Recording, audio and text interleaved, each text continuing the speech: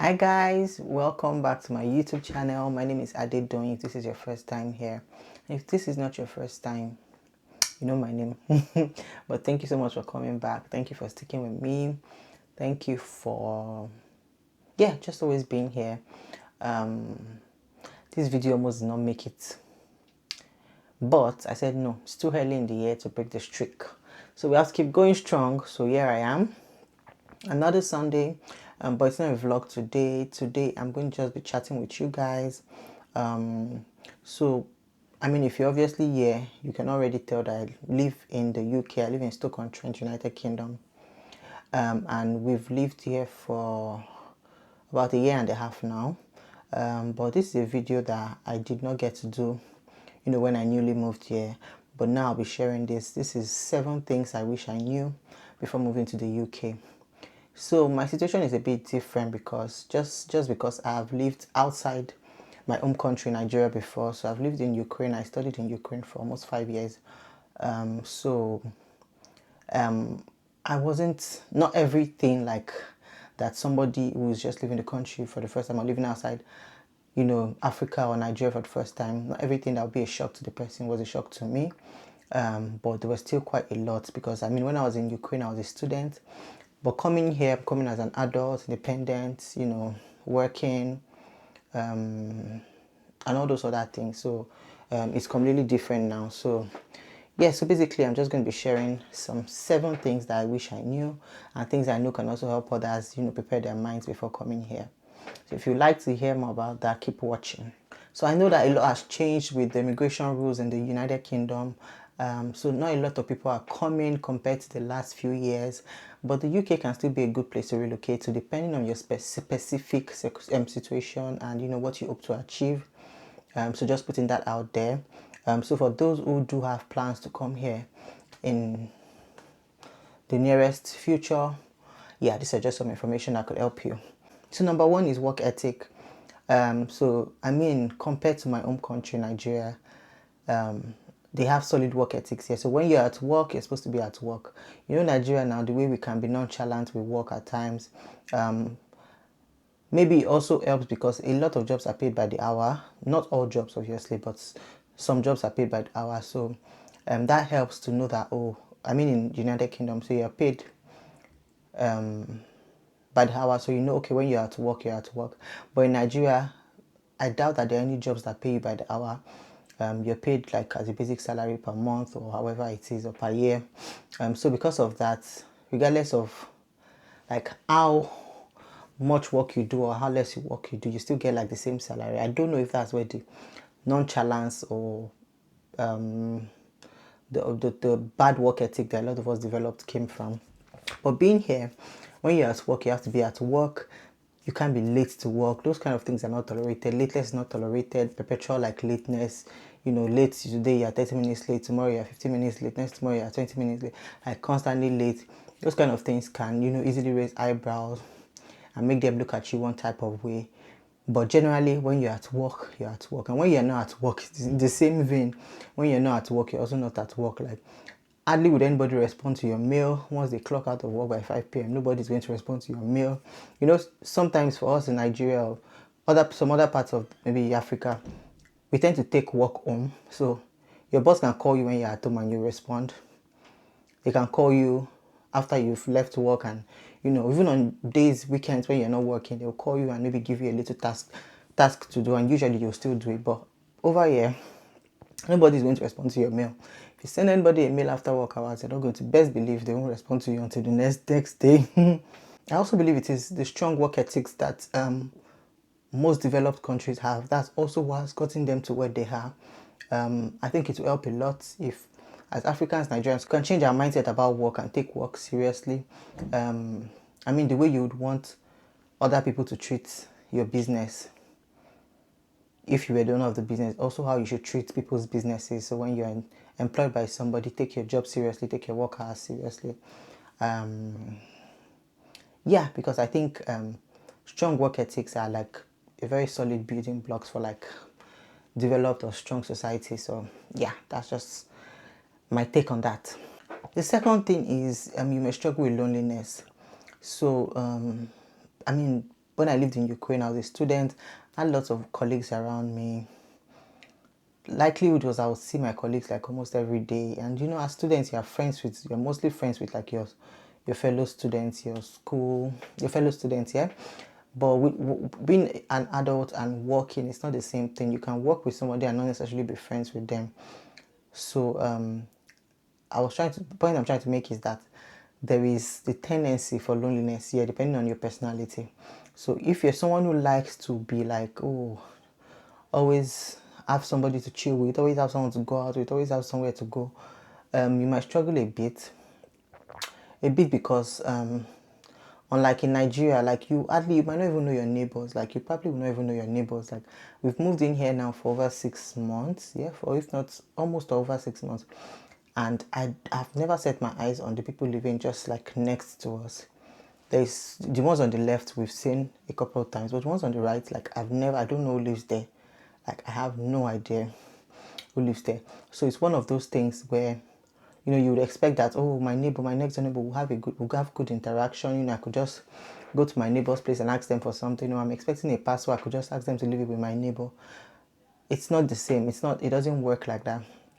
The most interaction you probably have will be strangers on the street or like maybe your work colleagues. But I mean, that doesn't always translate into friendship, and people always even advise that you shouldn't like make friends with people at work. Like be friendly, be cordial with them, but like don't make friends with them, if it makes sense. But like I said, you might struggle a bit if you're like an introverted person. If you're an extroverted person, you might struggle a bit, but because you're extroverted, you will still find it easier to make friends. So if you need community, places like church, if you're a Christian, people have found that places like church are really great for building and for community, for having that community, that sense of community. So if you're someone like that really likes to like meet people a lot, you do well finding a church community.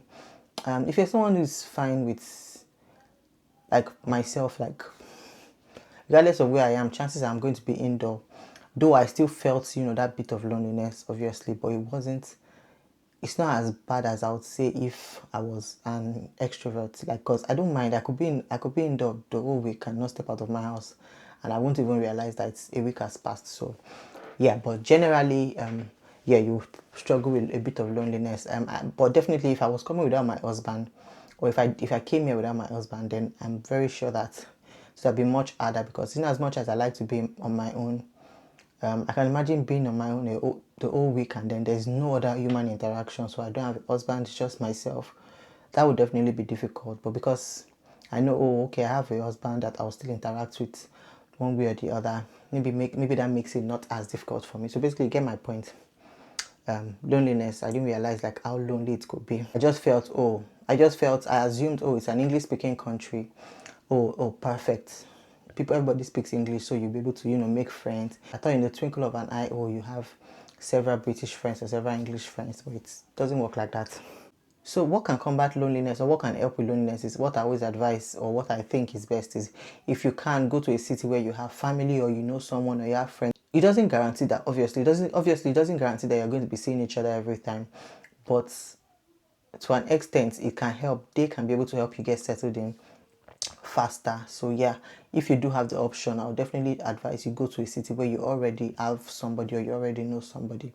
Another thing is, you pay the price for ignorance. Like, you will pay heavily for ignorance. Nobody's going to spoon feed you information here. Nobody. You know how in our countries, like, it's almost like, okay, you're your brothers, even though we have like those, everyone has attitude. Some people have attitude, and people, give each other attitude and all that. To a large extent, people are still their brother's keeper. Like, if there's something that, if I work in the same space with someone and there's an information that I believe can help the person, chances that I will give the person that information. But over here, they just expect you to know. So when you're employed to a job, you're giving the work policy, you're giving your contract, you're giving, so everything you need, they believe, is hidden in those documents, is there. It's up to you to read it. You might be struggling with something that, the company ideally should help you with, but if you don't voice out, and if you don't even know that the company should help you with that, you're just going to be struggling, and you're going to be struggling, and they'll be looking at you, and nobody's going to tell you, oh, why don't you apply for this, or why don't you look into this, or why don't you do it this way. Do you understand? Even with, you know, the way you carry out your duty, like there might be a right way and there might be right and wrong ways to carry out your duty.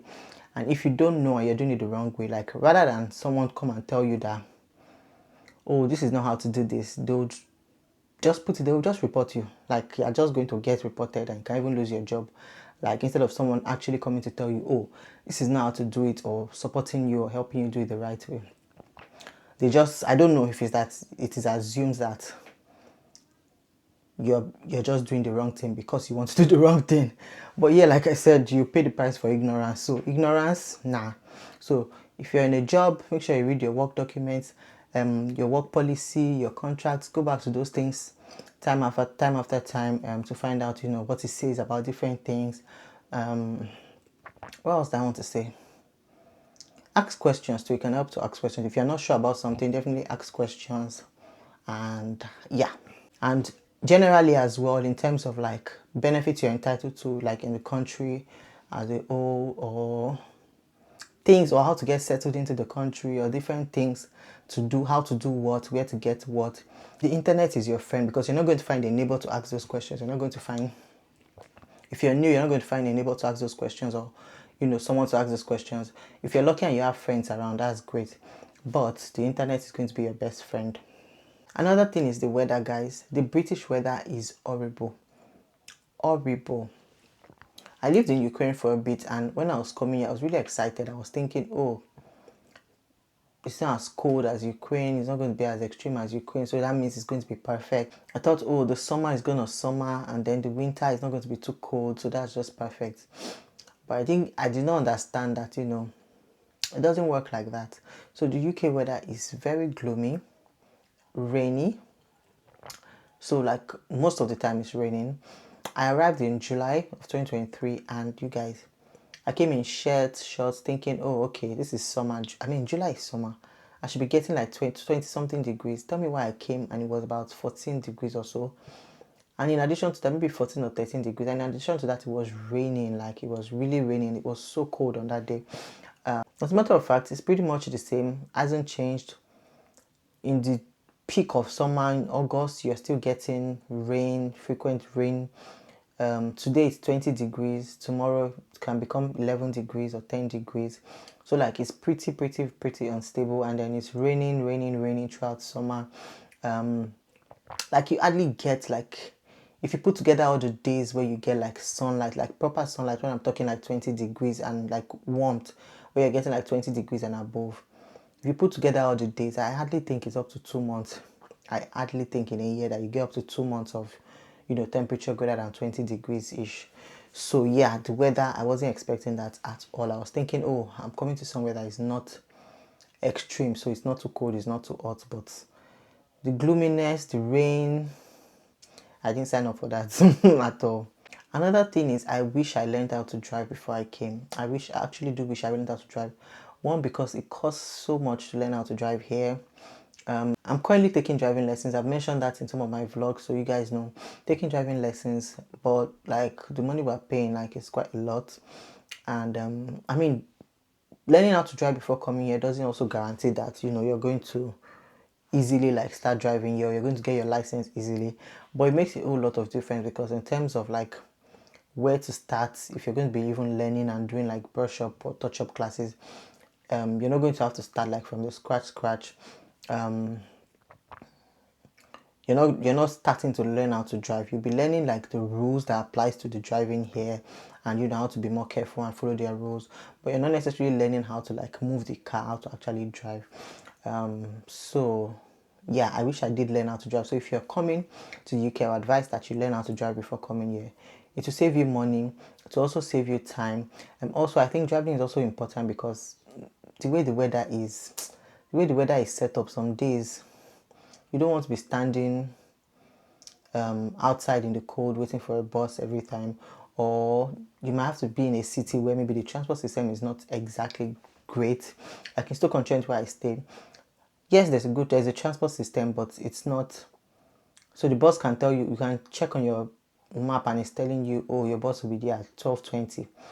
Best believe that bus probably not get there till maybe 12:30. and then you can't guarantee it's going to actually come at 12:30. You might say, oh, okay, the bus is always late, and then it actually comes at 12:20, or you might actually get there and then no bus comes for that round, and then you have to wait for the next bus. So yeah, you might be in a city where the transport system is not great. So driving, definitely very, very important. Thanks to my husband who has like helped, but it's important that I start driving on my own as soon as possible. Another thing is, if you're coming to the UK, or if you're even relocating to any Western country, it's important you learn how to cook. If you're coming with a partner or your wife or whatever, it's still important, whether as a male or female, that you know how to cook. Number one, I was surprised that they actually don't have food here. And just chill. When I say they don't have food, I mean like they don't have cultural food. So you're eating fries, or maybe I mean that's their cultural food. You're eating mashed potatoes, you're eating fries, you're eating burgers and chicken. That's basically it. That's it. Like if you want to eat British food, though, like that's basically all you're going to come across. That's all you're going to see. Some form of mashed potatoes with gravy and vegetables and steak or chicken or beef or whatever, or you're having fries with ketchup and chicken or something, or you're having burgers. I can't think of any other food, you guys. So, yeah, and those fries, chicken, burgers, they're not exactly like the best thing. It's not something you want to be eating all the time. So, very, very important for you to know how to cook so that you can, save yourself money from ordering takeout all the time. Also, save yourself from eating unhealthy stuff all the time. Yeah, yeah. So, cooking is important. One more thing I'll say is it's important to not have an expectation. This might come off weird or wrong, but when I came in, I did have an expectation, and I was lucky enough to have had it met. Expectation in the sense that I thought, when I come here, I'll start looking for a job, and hopefully I'll get a job quickly. And while it worked out for me, the month I got to the country, I got a job the same month, and also resumed like at the last day of the same month. But it's not the same for everybody. People come here and check and search for 2, 3 months, 4 months before they get a job. And obviously, it also depends on the type of job you are looking to get. But so when I say don't have an expectation, it means don't have like a fixed program in your mind of how everything is supposed to play out, because it's not going to help. Yeah, what will help your mind cope, what will help you not feel overwhelmed by everything is to just come, yes, have a plan, but also know that it's not going to always play out according to your plan. So learn to go with the flow. You might not get the job you want at first. Be open-minded. There's progress. You can make progress. The fact that you're not into the first job you do is not exactly the job you want, doesn't mean that you cannot progress and get better jobs. So yeah, don't have like very high expectations. Have a plan, but don't have very high expectations. Be open to disappointment that will occur, because you will experience disappointment. And yeah, very quickly, some shocks I also experienced are with the food, which I already mentioned a little while ago. Like, I didn't realize, I don't know what I was expecting, but I thought like they will have like variety of foods, they will have cuisines, like, but like, no. You're eating steak, you're eating mash, you're eating some form of potatoes with burgers. Like, I don't think there's anything else. Also, another shock was how small the houses are. I don't think it ever came to my mind. Like, I never thought about it, or it just never crossed my mind, like how small the houses are. Like, I don't know, but the houses are so small. It's annoying. It's annoying. Like, it's actually annoying. The arrangement of the houses, in the sense of like the brick pattern colors that most places use, it makes the place look very boring in terms of structure. It makes the country look kind of boring in terms of structure, and also like the sizes of the house really small. I mean, you can get big houses, but you're going to pay through your nose. You pay an arm and a leg to get like a nice spacious house. Another thing is paying for birthday parties or paying for parties. People invite you to an outing, or people invite you to a work event, or a work party, or a birthday party, and then you're supposed to pay. That was also a shock. I'm not sure that I'd experienced that before, what I'm used to, or what we are used to as Africans is, oh, when someone invites you for a party, best believe they've made plans, they've made their budgets, they've made their plans. They know how many people they're inviting, and they know how much food they've had to make ready for who is coming and all that. So yeah, that was a shock. So there's some use of language which are not exactly a shock to me, but was still something that it's still something that I think everybody is still going to struggle with. So it's like saying sorry, for example, when someone hits their foot against something, or maybe someone trips and you say sorry, and they're wondering, oh, why are you saying sorry? Like, you did not cause me to fall, or you did not push me.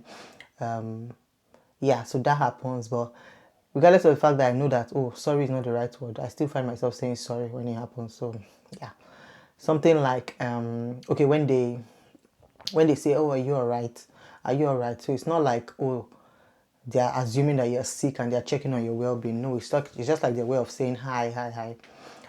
Yeah, so just some languages like that might be a shock to some people, because I've heard people say they were shocked by those things. Well, not exactly shocked to me, but like I still say those things. Like I still say sorry if someone trips. Another thing is small talk.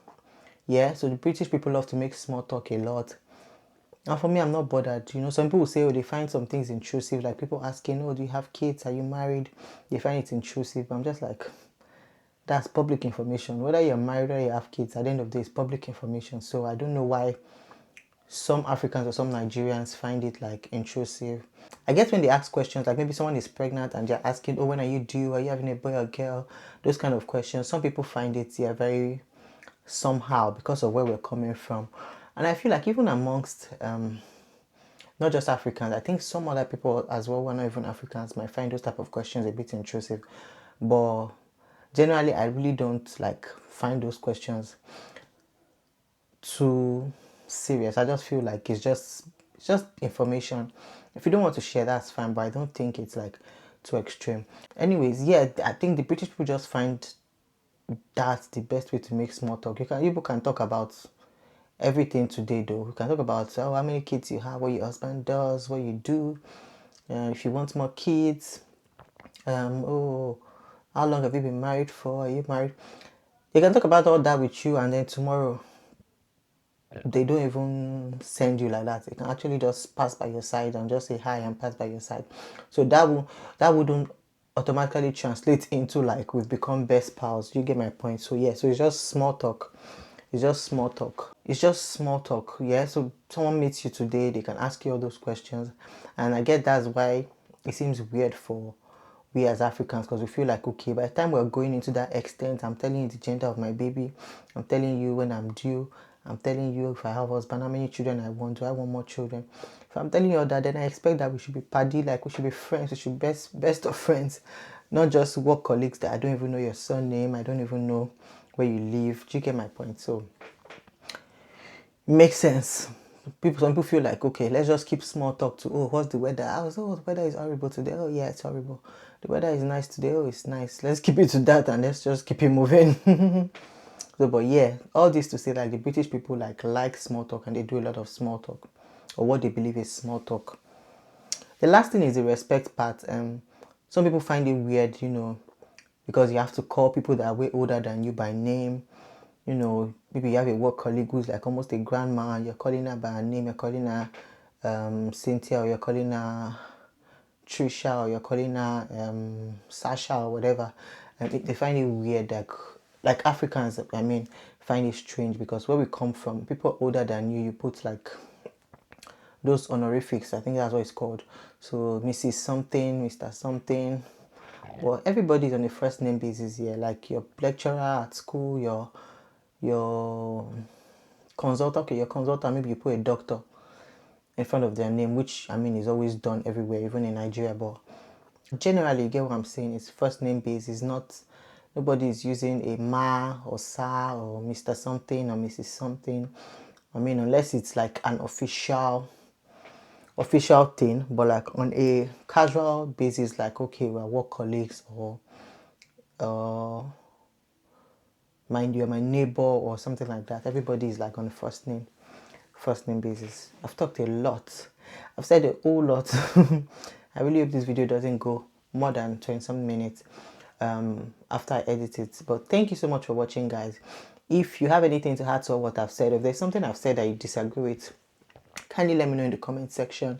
If you do have video suggestions or you have questions, kindly leave it in the comment section below, or you can send me a private mail. My email address is in the description box below. Thank you so much for watching, guys, and if you've watched to this point as well, please kindly leave a thumbs up on this video, please, please, please.